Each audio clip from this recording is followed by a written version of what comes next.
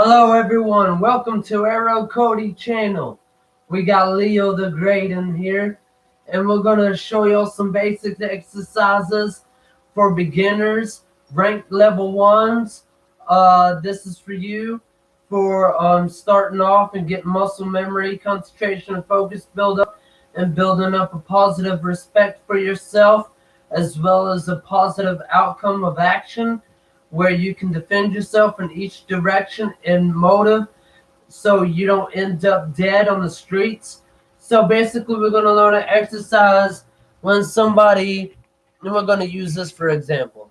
Somebody has a knife and it's this long. We're going to use this. It's pretty long, you see. So we're going to use this as an example. When somebody has a knife, people don't go into basic exercises and teach you the correct way of defending yourself against a person that has a knife. So I'm going to show you the correct way. So the correct way of defending yourself when somebody has a knife, he's going to go, there's, this direction, up and down direction, straight forward direction. So he's going to choose a direction, and I got to direct his momentum and use it against him. So here we go. I'm going to have my hands ready, and he's got a knife. And I'm going to go like this. Or, instead of like that, I'm just going to go, I'm going to come in as though I'm coming in. Never try to back away from it and then come in, because that's how you get cut. When somebody's got a knife, you want to go straight forward with it. So, let's say he's coming in. I'm going in like this. And then I can direct him to cut his own self or stab his own self in order for me to escape and get away. So here we go again. Like that. I come in and I want to snap. And when I'm snapping, I want to snap like this and come in like this.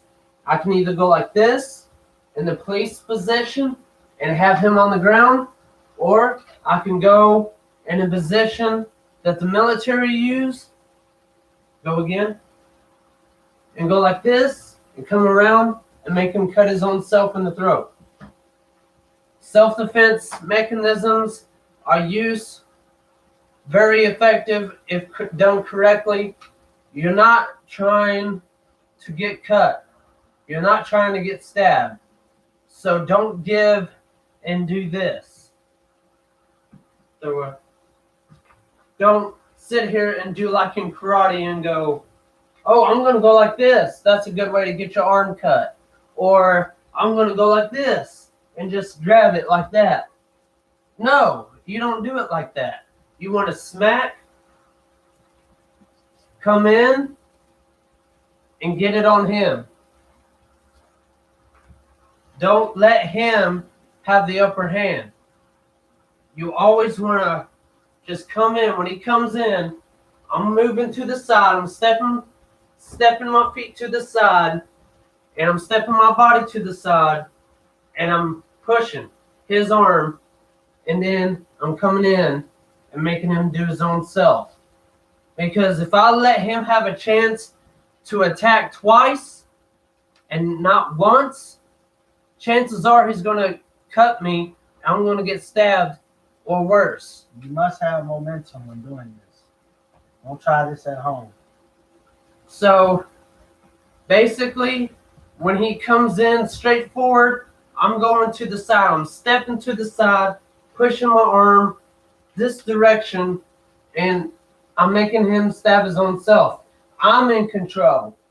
Each thing I want him to do, I'm in control. So if I'm in control of the situation, he cannot fight back. I'm in control. I've made him stab his own self right there in the stomach, or I can make him cut his own self and coming in like this in his throat. So now he's going to go faster, and I'm going to show you what looks like real fast. Like that. I'm stepping in, coming in, taking his arm out of socket, and I can do this, or I can just make him stab his own self. Try here.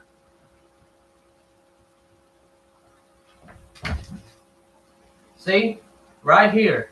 As I step, I'm going to step on his foot too. I don't know if you can see that or not. But when he comes in,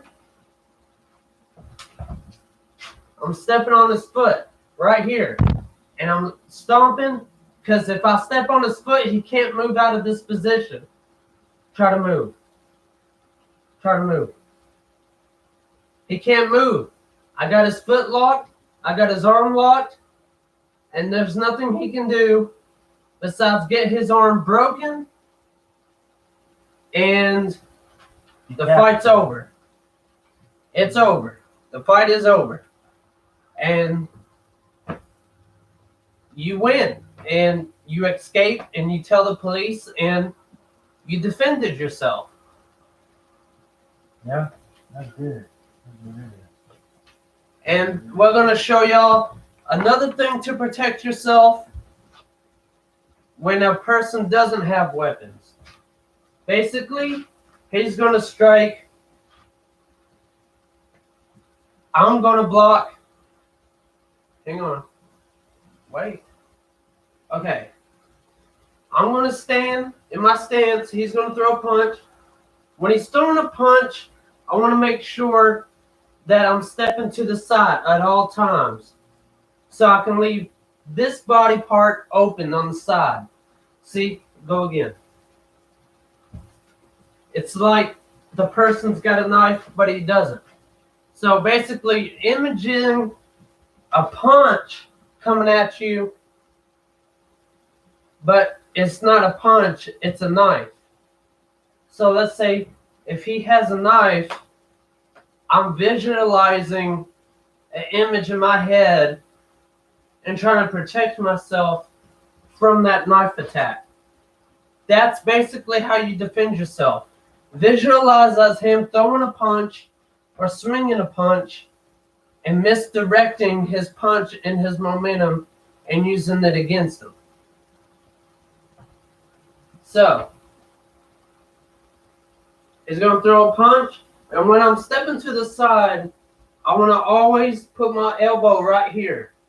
Because if I put it right there, it's going to hurt, and it's going to cause his arm to go numb and asleep, where he cannot throw a second punch. Lazy.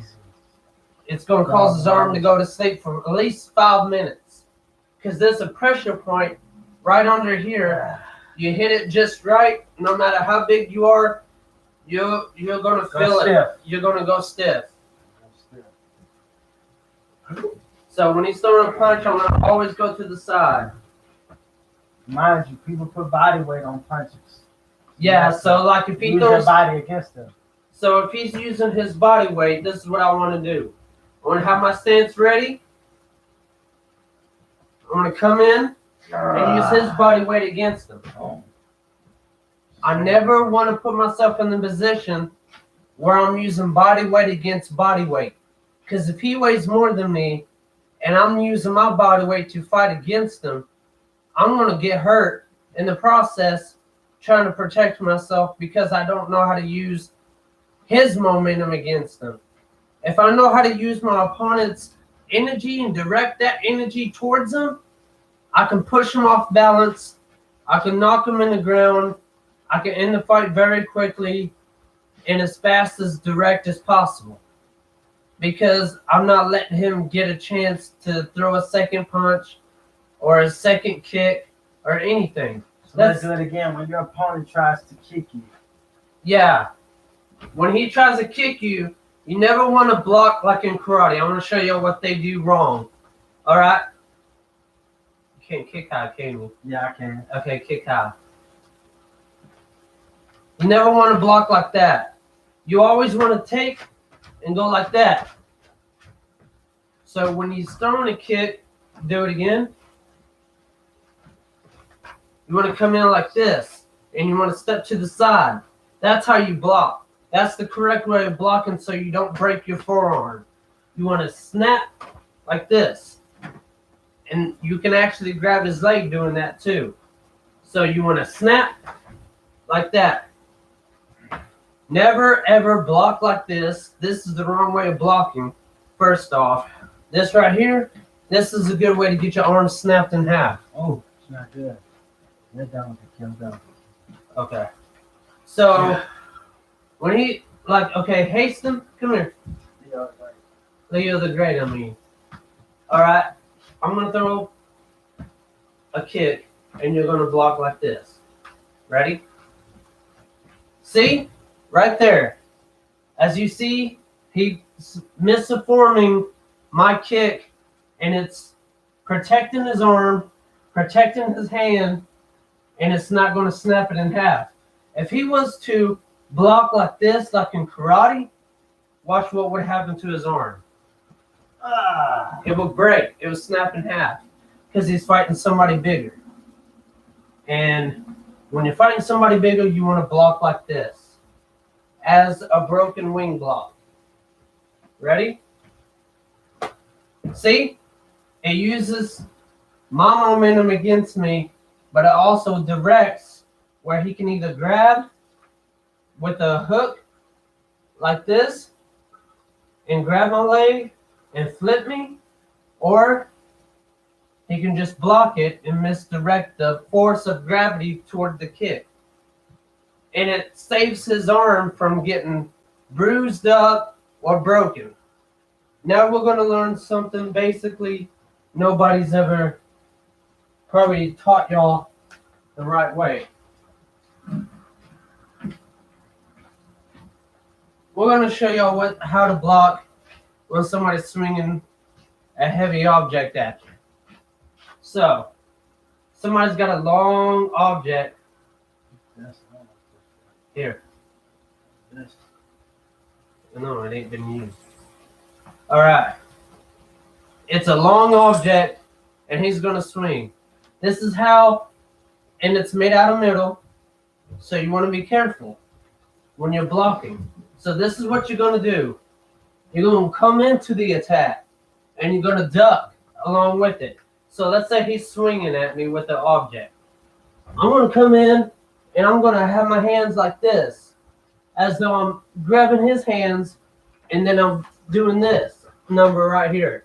And I'm hitting the back of his leg right here. It's a pressure point right in there. And what's it called? It's a certain point for it. What it does is pretty much when you knee him, and that pressure point in the back of the leg, it puts your opponent on the ground. So let's say he's going to swing again. I'm going to come in, I'm going to duck, I'm going to grab, and then I'm going to be in control, and then just knee him in the groin, or I can headbutt him, or I can elbow him. Never, ever put yourself in a position where somebody's swinging and trying to hit you like that. If they're trying to hit you, you always want to duck and come in. So remember that. Duck and come in. And then put your elbow, shoulders, make sure they're all tucked when you dive in. So when you dive in, you can knee, headbutt, or you can elbow to the rib. Okay. So when somebody has a big object swinging at you, never try to block like this.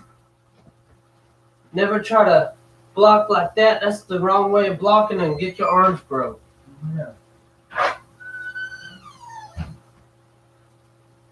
So I hope y'all learned something.